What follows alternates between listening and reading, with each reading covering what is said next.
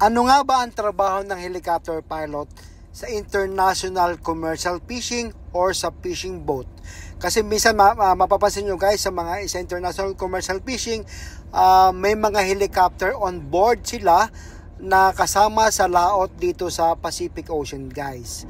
So ngayon, sasagutin ko ulit itong mga katanungan. Bakit may helicopter at anong ginagawa ng isang katulad yung helicopter pilot dito sa fishing boat? Ayan guys. So hindi nga po lahat ng fishing boat dito sa Pacific Ocean ay mayroong helicopter. So yung iba walang helipad at yung iba ay maliit ang barko. So ngayon, bilang isang helicopter pilot guys, eto ipapaliwanag ko sa inyo kung ano talaga ang trabaho ko dito. Ngayon nga po ay preparing tayo for flight kasi nakikita nyo ngayon, ini-input ko na po dyan yung mga position ng grupo ng ibon na posibleng may lumalabas na isda. Yan po ay base doon sa birds radar na kinuha ko doon sa ating pilot house. So bago po ako lumipad, tinitingnan ko muna doon sa birds radar natin kung may mga possible na pwedeng tumbukin or may magandang prospect sa area. Bilang isang helicopter pilot po, yun po ay ginagawa ko na sa ganun mas madali ko pong mapuntahan ang area kung saan baka sakaling may lulutang na isda sa pamamagitan ng pag-detect natin ng ibon. Sabi ko nga sa inyo guys, kung nasa ng dilis, nandoon ang ibon. Kung nasa ng dilis, nandoon ang mga tuna na ating hinahanap na pangkabuhayan natin guys. So ngayon yan, preparing tayo ngayon for flight at kasama ko nga ang aking spotter na si Victor Belonio from Zamboanga na siya rin pong ating diver na siyang sumisisid sa ating mga isda na pinakikita ko sa inyo sa underwater. So preparing for flight po ang inyong kasimang isda. Dami nga nagko-comment sa akin, nagbabasa sa akin. Puro ka video, tumulong ka naman sa trabaho. Ito po, uulitin ko lang po ulit sa mga bagong followers natin sa Facebook page at saka sa YouTube channel na ako po ay isang helicopter pilot, hindi po ako fisherman na dapat magtrabaho sa lambat or sa anumang trabaho sa barko dahil iba po ang trabaho ko sa kanila. Ako po ang tagahanap or tuna spotter guys. So ako nagmamaneho ng helicopter na yan na lumalanding kahit tumatakbo ng full speed ang barko at tumitake off kahit na naka full speed pa rin guys. So preparing ako guys ngayon for flight dahil nakita ko na nga yung mga position na posibleng puntahan namin at hindi naman ganong kalayuan guys dahil sabi nga ang tulong ng helicopter ay para makatipid ang ating kumpanya sa krudo. Bakit? Nakakatipid po ang barko natin sa krudo dahil kapag nakakita po ang helicopter pilot natin ng isda ay diretso tumbok na po sila dyan at hindi na sila kung saan pumupunta. Direkta agad sa target. So ngayon, chine-check na natin dyan ngayon ang ating safety. Bago tayo tumake off, kailangan makita natin na wala na nakatali or wala na sasabitan yung paa ng ating helicopter. So tuloy-tuloy po tayo guys, pagpapaliwanag natin na yun po ang malaking tulong ng isang helicopter sa paghahanap ng isda. Long range po, malayo po ang naabot ko, 50 to 60, 70 minsan ang aking nililipad. Nang sa ganon ay makita natin yung area na hindi kayang maabot ng radar. Kasi ang radar natin ay yung birds radar natin hanggang 20 to 30 nautical miles pwede makapick up ng ibon. Ayan, clear to take off na tayo. Sabi ng ating mekaniko na si Boy Butas or si Boy Hilo. Matagal ko na rin pong kasama yan guys. At yan po ang lagi kong kabady sa dito sa fishing boat. Yan po ang aking mekaniko guys. So ngayon, titake off na tayo guys para makapaghanap tayo ng grasya guys. Ayan, tumake off nga tayo guys habang tumatakbo ang barko at as a procedure, kailangan muna nating umikot dyan, mag-orbit just to double check yung mga instrument natin, gauges, baka may iilaw, baka may tumaas ang temperatura, baka tumaas ang pressure, so baka magkaroon ng abnormality sa mga gauges natin na ibig sabihin may discrepancy yung ating helicopter. So yan, nakita nyo ang ating barko na iikutan muna natin for a certain period of time nang sa ganon ay ma-secure natin or ma-check natin kung safety ang ating helicopter. So bago tayo lumayo sa ating boat, kailangan tayo ay kampante na maging ito ay nasa good condition. So ayan. So yun nga, sa pagpapatuloy guys na bilang isang helicopter pilot, marami tayong pinagbabasihan dyan na pag tayo lumilipad na may posibleng lulutang ng isda. Una, kung may nakikita tayong maraming ibon mula sa taas, yan po ay nakikita rin natin. Kahit maliliit yung ibon ay nakikita natin, lalo na kung grupo talaga ng malaking ibon, nangingitim yan or may mga nakadrifting na ibon sa dagat, may possibility may isda guys. Pangalawa, kung may kasamang balyena. Pangatlo, kung may makapal na alon-alon, nangingitim at namumuti guys. Yun po ang mga hinahanap namin at tiniteleskopyo ng aking kasama na spotter guys. So pag may nakita siyang kakaibang kulay or bakas dyan sa dagat, yun po ay lalapitan namin at tutumbukin namin to check kung anong meron doon. Baka may posibleng may isda or may troso, baka ang troso may silong or may drifting payaw, baka may silong din guys. So yun po yung mga ginagawa namin as help para sa paghahanap ng ating natin ng isda while we are flying at above a certain altitude, nasa 1,500 to 1,000. Yan dalawang tuldok na yan guys. Yan po ay grupo na rin po ng isda guys. Pero hindi pa gaano nagpapakita ng maganda. Medyo wala pong kinakain yan. So, pakita po natin.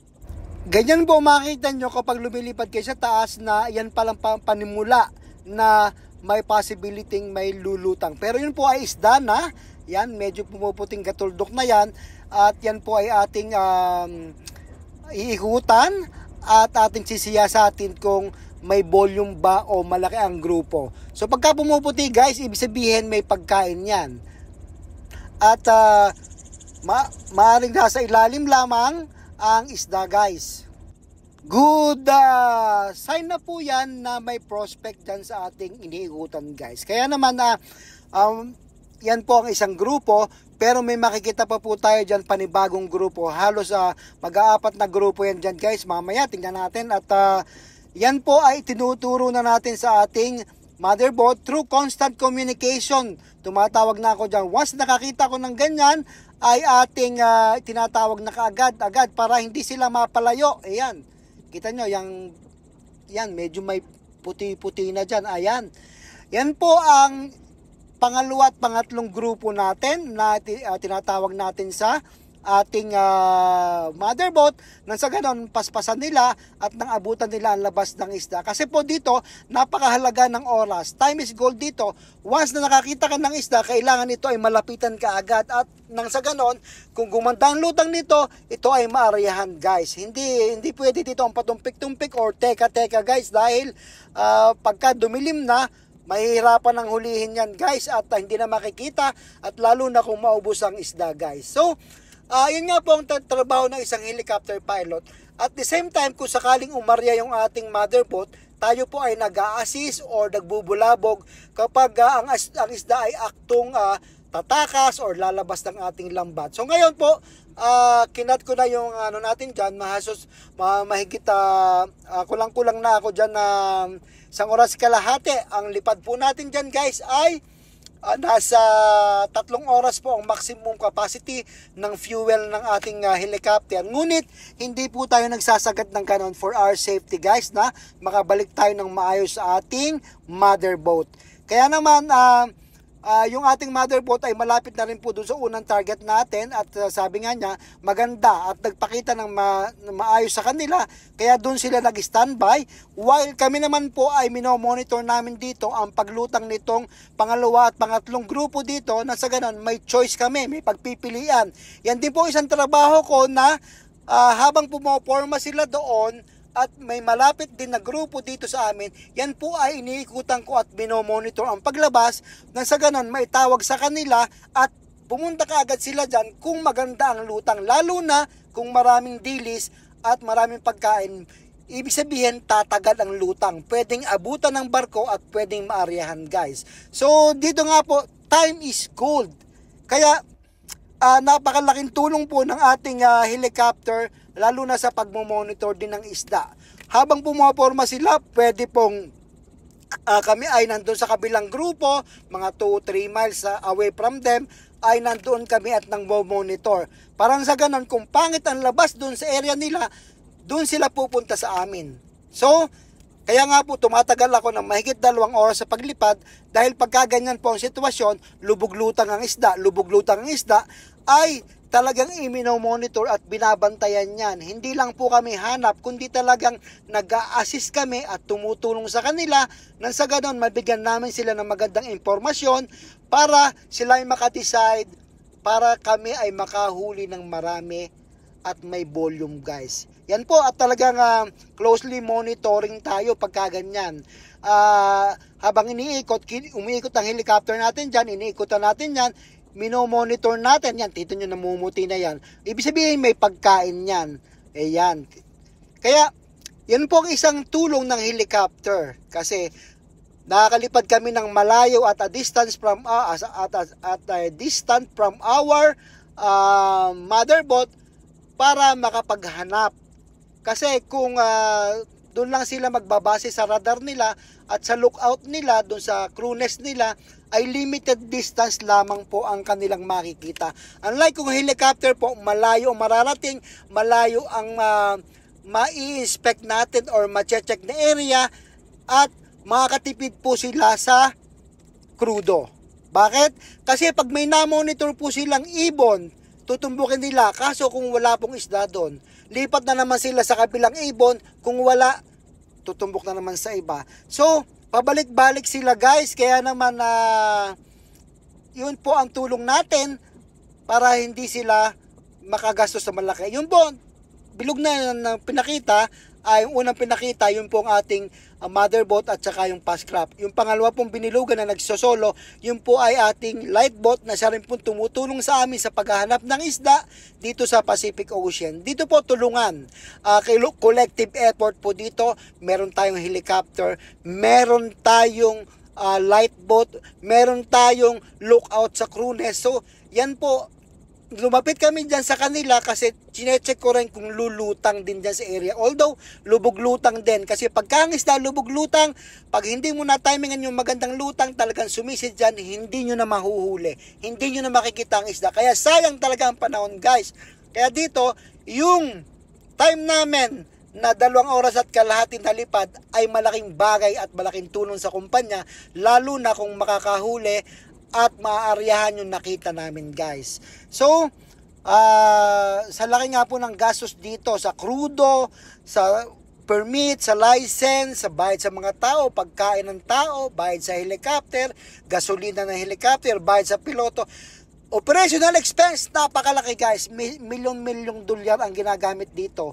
At wala nga tayo sa Pilipinas kasi hindi authorized ang ganitong kalaking barkong pangisda sa Pilipinas dahil kukunti lang po ang isda dyan sa Pilipinas, guys. Unlike dito, nandito po yung parang sinasabi nilang mina. Kasi dito dinadayo ng iba't ibang bansa from China, Taiwan, Korea, minsan may US pa, Japan. Ayan, guys, dito sila nag-i-invest ng malaki sa fishing, sa international commercial fishing dahil dito may bawi sila, guys. Ayan. So, iniikot-ikutan natin yan, guys, dahil maaring may lumutang o na hindi nila mapansin. So, isang tulong na rin po natin yan sa kanila na makaikot ka agad, makamove ka agad yung vessel. So, ngayon sa pagkakataong ito, guys, magdadalawang oras na akong mahigit dyan. Kaya nag-decide na po ako na lumapit talaga sa kanila dahil lubog-lutang ang isda.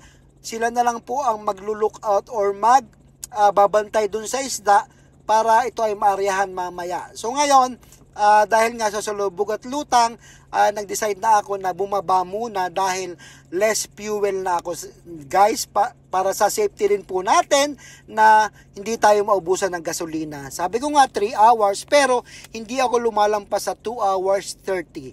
Parang sa ganon may safe safe fuel na natitira sa ating tangke ng gasolina. So, about to lang tayo dyan guys. Orbit na lang ako dyan. Hindi na ako masyadong nag-pattern. Para na sa ganun, tipid fuel pa rin. At kabawasan sa gastos guys. Ayan. So, kahit pa paano na ipaliwanag ko sa inyo guys kung ano ang purpose. Bakit may helicopter? Bakit hindi drone? Kasi guys, pag drone, limited lang ang area na pwedeng mapuntahan. Close range lang yan. Hindi lumalayo ng 50 to 60 or 70 nautical miles away from the boat. Kaya marami nagtanong, sinagot ko na po yan sa mga previous vlogs ko. Kaya naman, inulit ko lang po ulit dito kasi para po ito sa mga bago nating followers at subscribers sa ating YouTube channel. So ayan, Hornets for landing this time guys. Ayan. I'm on my finals. Kaya naman, makakapagpahinga na tayo. Sabi nga ng iba, magtrabaho ka naman. Puro ka video. Ito po ang trabaho ko guys. Ang lumipad. Minsan nakakatalipad ako, 4-5 lipad. Pag maraming isda, yun po ang tulong ko as being helicopter pilot or tuna spotter guys. Ayan, sana po na inawaan nyo po at may natutunan kayo sa content natin ngayon. At nagbigay lang po ako ng emphasis dun sa mga bagay na mas maganda malaman ninyo at interesado kayo guys. Sabi nga, original is always the best. Ito po ang inyong kasimang isda, nag-iisa, ginagaya. Pero sabi nga, original is always the best. Thank you po, magandang umaga sa inyo lahat. Keep safe everyone. Patuloy lang po kayo sa pagsuporta. Sibang Isda.